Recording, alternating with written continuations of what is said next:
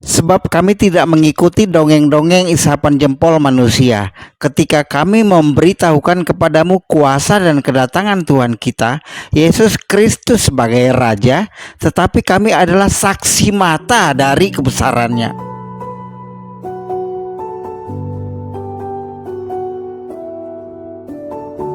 Di malam sebelum penyalipannya, Yesus menyampaikan kepada murid-murid tentang apa yang akan ia alami. Disalibkan. Yesus sudah tahu dia akan disalibkan dan dia tetap akan lakukan.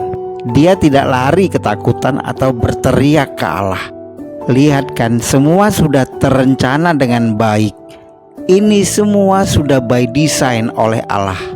Maka berkatalah Yesus kepada mereka, malam ini kamu semua akan tergoncang imanmu karena aku. Sebab ada tertulis, aku akan membunuh gembala dan kawanan domba itu akan tercerai-berai.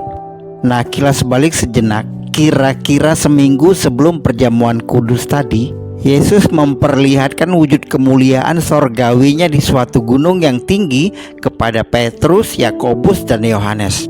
Tujuannya untuk menguatkan iman mereka agar mereka tahu siapa dia sebenarnya, agar mereka melihat wujud sorgawinya yang sebenarnya. Wujudnya yang adalah gambaran wujud kemuliaannya di kedatangannya nanti di akhir zaman. 6 hari kemudian Yesus membawa Petrus, Yakobus, dan Yohanes saudaranya, dan bersama-sama dengan mereka ia naik ke sebuah gunung yang tinggi. Di situ mereka sendiri saja. Lalu Yesus berubah rupa di depan mata mereka. Wajahnya bercahaya seperti matahari dan pakaiannya menjadi putih bersinar seperti terang. Maka nampak kepada mereka Musa dan Elia sedang berbicara dengan dia. Yohanes, Petrus, dan Yakobus menyaksikan langsung sinar cahaya wujud kemuliaan Yesus.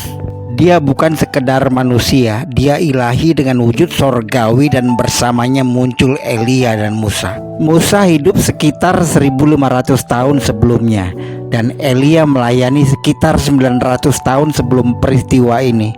Tiba-tiba hadir bersama Yesus dalam cahaya kemuliaan.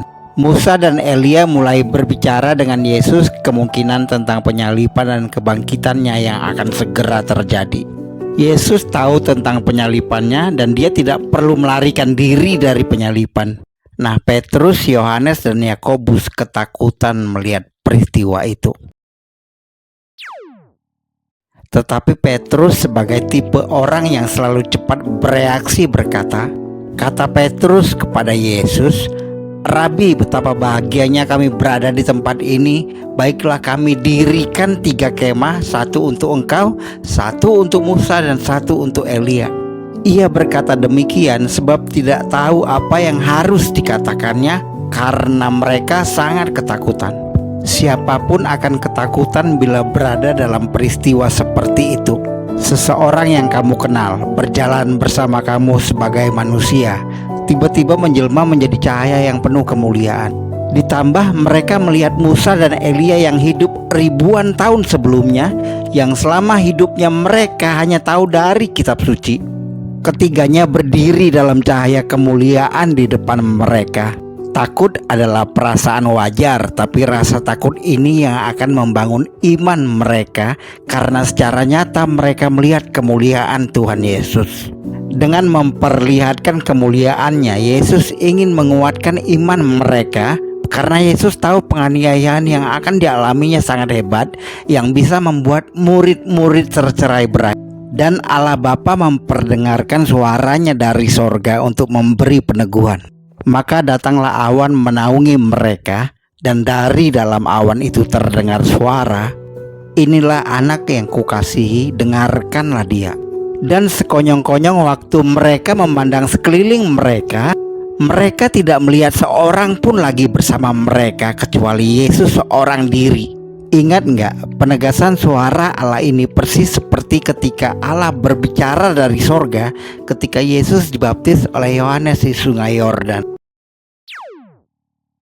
Lalu terdengarlah suara dari sorga yang mengatakan, inilah anakku yang kukasihi, kepadanya lah aku berkenan. Dan setelah penglihatan itu, pada waktu mereka turun dari gunung itu, Yesus berpesan kepada mereka, supaya mereka jangan menceritakan kepada seorang pun apa yang telah mereka lihat itu sebelum Anak Manusia bangkit dari antara orang mati. Mereka memegang pesan tadi sambil mempersoalkan di antara mereka apa yang dimaksud dengan bangkit dari antara orang mati. Hingga saat itu mereka tampaknya belum sepenuhnya memahami siapa Dia dan apa misinya.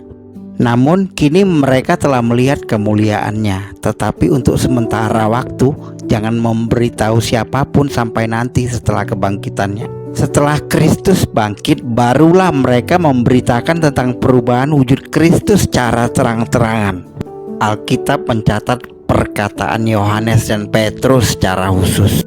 Dengan telah melihat kemuliaannya secara langsung, maka kita memahami dengan jelas tulisan mereka ini. Firman itu telah menjadi manusia dan diam di antara kita, dan kita telah melihat kemuliaannya, yaitu kemuliaan yang diberikan kepadanya sebagai anak tunggal Bapa, penuh kasih karunia dan kebenaran. Perhatikan tulisan Yohanes tadi, kita telah melihat kemuliaannya.